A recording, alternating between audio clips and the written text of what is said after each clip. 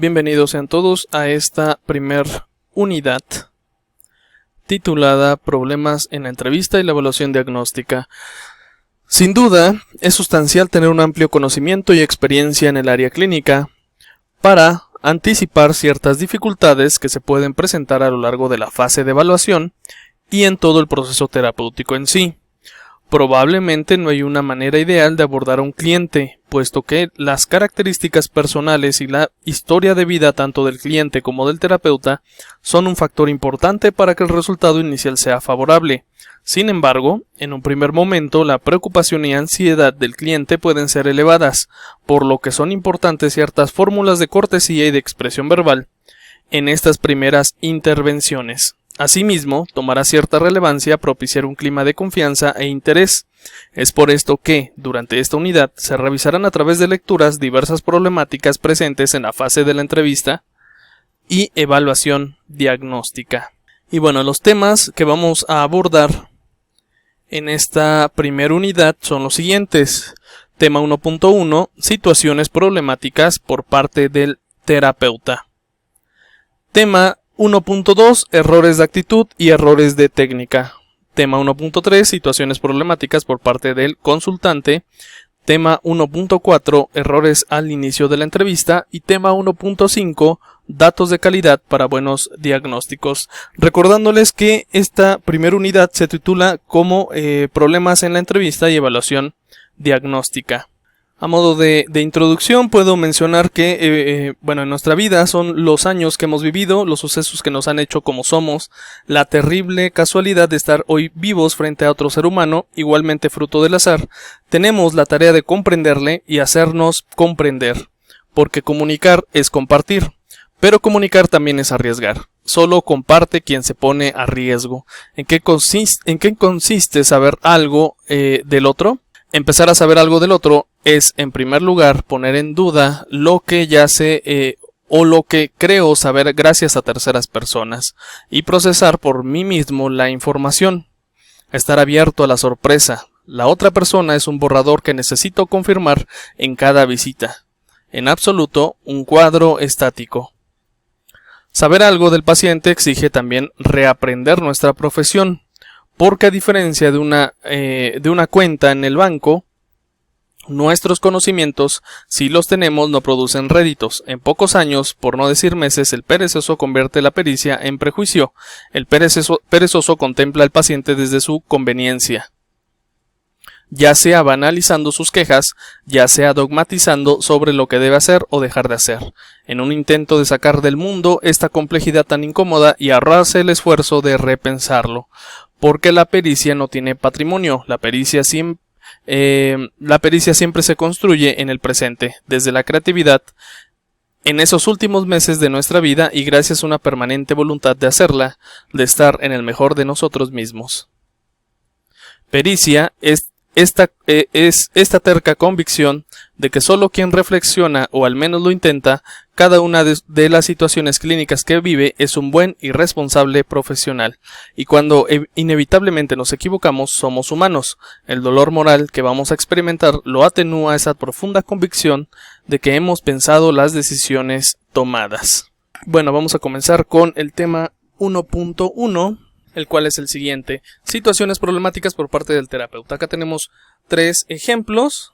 Uno que serían los técnico-profesionales en relación a que si dónde está ubicado nuestro consultorio, hacia todo este tipo de situaciones, en dónde doy consultas, si rento un consultorio, si es propio, si no, si voy a tener el tiempo para brindarle de forma integral toda mi capacidad profesional al paciente. Ahí puede haber situaciones en donde ese terapeuta como tal llegue y viene en estrecha relación con el siguiente, que son los problemas personales, que a lo mejor esté saturado de trabajo el terapeuta y por lo tanto no dé el 100% en el momento de la clínica, en el momento de dar esa hora a ese paciente como tal.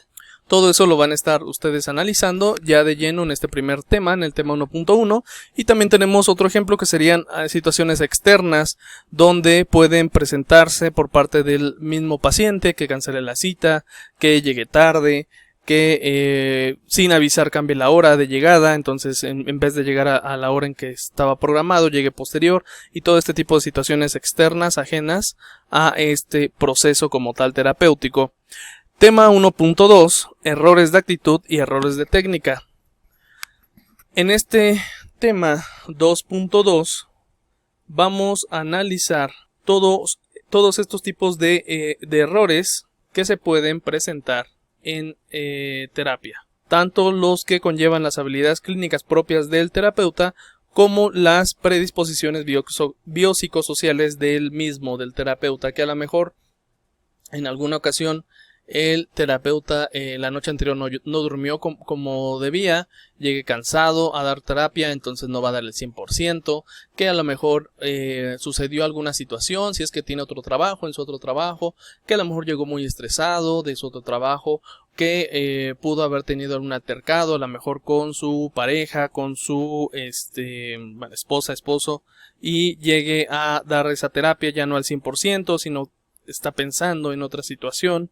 Todo este tipo de factores o predisposiciones biopsicosociales que pueda presentar el paciente y que limiten su capacidad al momento de brindar la terapia como tal, el proceso, estar dentro del proceso terapéutico como tal con algún cliente, algún paciente.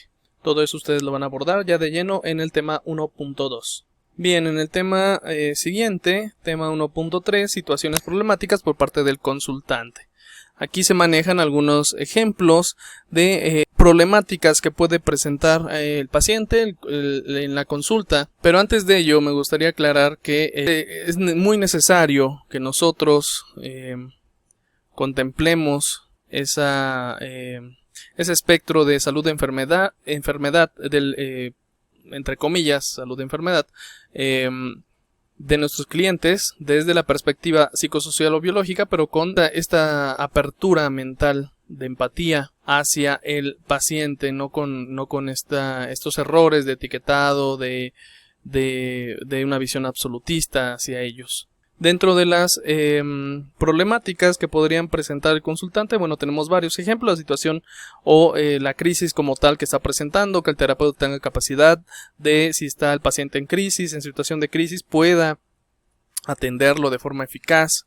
La situación económica de los pacientes, que el terapeuta también pueda ser hasta cierto punto flexible con el costo de las terapias, que inclusive pueda tratar a uno que otro paciente pro bono, donde no se le cobre absolutamente nada. También es necesario, también es tener esa apertura para realizarlo. Y bueno, y algunas otras rápidamente, ya se me está acabando el tiempo: el apego, la adherencia, el paciente, la transferencia y la mejoría, este deseo interno del paciente de la mejoría, trabajar mucho con ello, qué tanto realmente va a mejorar, ser congruente, ser honesto, porque puede haber pacientes en los que crean que con 2-3 sesiones ya completamente van a estar bien y entonces ya todos sus problemas se van a resolver, y también ser muy congruente, muy honestos con ellos sobre qué tiempo va a tardar el tratamiento como tal. Tema 1.4, errores al inicio de la entrevista. Que no contemplemos la situación de vida del paciente, la relación entre la información contra la información.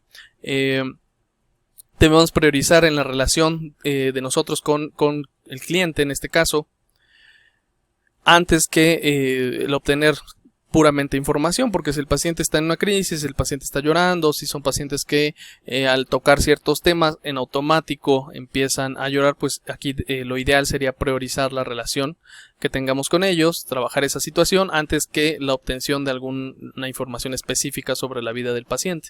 El tiempo que va a durar la entrevista, la forma en cómo nosotros lo vamos a formular esa entrevista, si está estructurada, si solamente es un cuestionario o una entrevista semiestructurada. Hay que analizar, porque realmente no es como tal una encuesta, sino estamos entrevistando a ese paciente y por lo tanto necesitamos ahondar en la información importante, relevante, para poder llevar un proceso adecuado.